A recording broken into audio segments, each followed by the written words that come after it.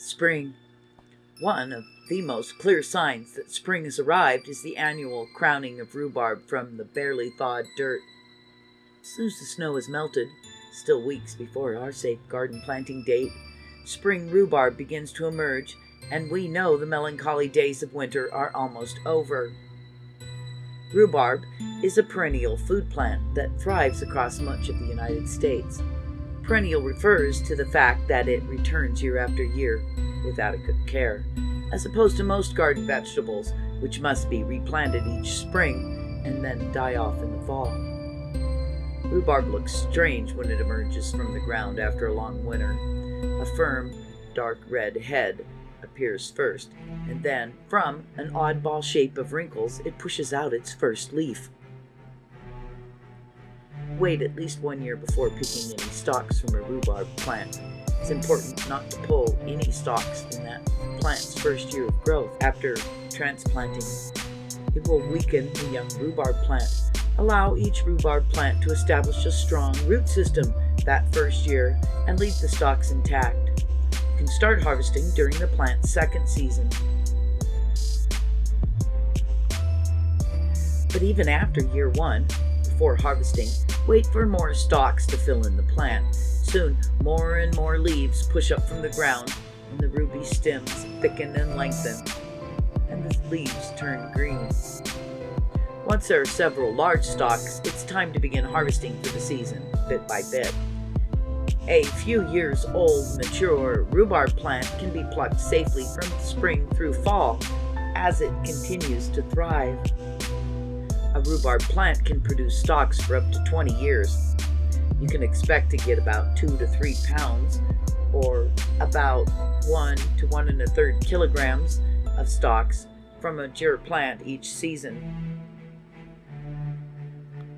You can harvest rhubarb from late spring through the middle of summer in most areas. Prime rhubarb season is April to June in hot areas and into July in the cool north. Harvesting period typically lasts about 8 to 10 weeks.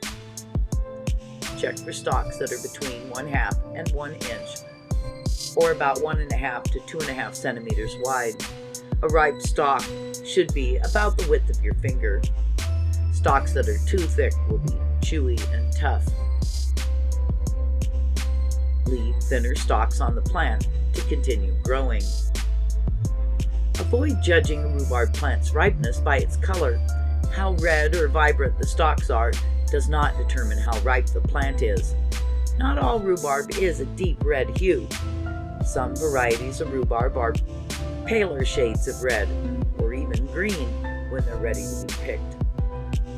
Turkish and Riverside Giant are two common green varieties of rhubarb.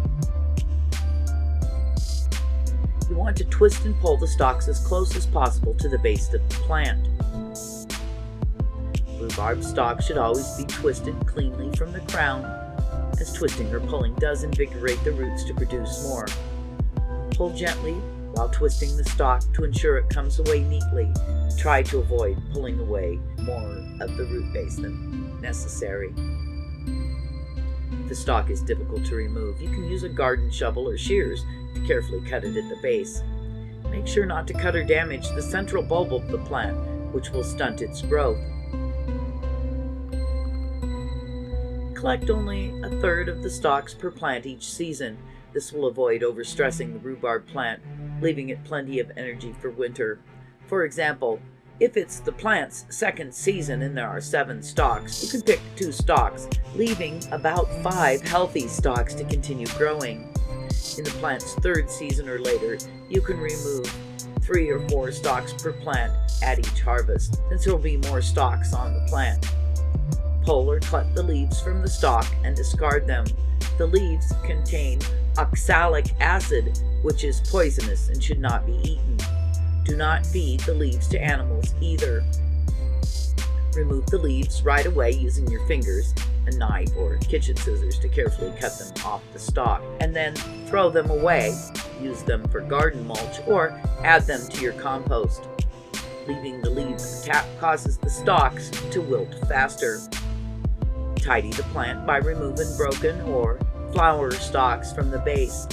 Never leave any broken stalks on the rhubarb plant, as these can cause infection. Either eat the pieces or discard them. Remove any flowering stalks too. This allows the plant to focus on growing healthier stalks instead of flowers. And once a rhubarb plant is flowered, it goes dormant or dies back for the rest of the season. Only by keeping the seed pods at bay can you have a long harvest of rhubarb. Remember, if rhubarb gets too dry, it'll go dormant as well, so give it lots of water during dry spells to help keep it producing. Storing your rhubarb. Don't wash rhubarb until you're ready to use it. Wrap the stalks loosely in aluminum foil. Lay the rhubarb along a sheet of aluminum foil and fold the edges over the stalks. Don't seal the edges completely. Leave a small space for air to get in and out. Tightly wrapping the stalks traps in moisture and ethylene, hormone that ripens vegetables, so your rhubarb will go bad faster. Wrapped rhubarb will store in the fridge for 2 or 3 weeks. The best spot in your fridge for rhubarb is the vegetable crisper drawer because it has the highest humidity, so the stalks don't dry out. But unless you want to use the rhubarb fresh, there's no sense in keeping it in the fridge long term.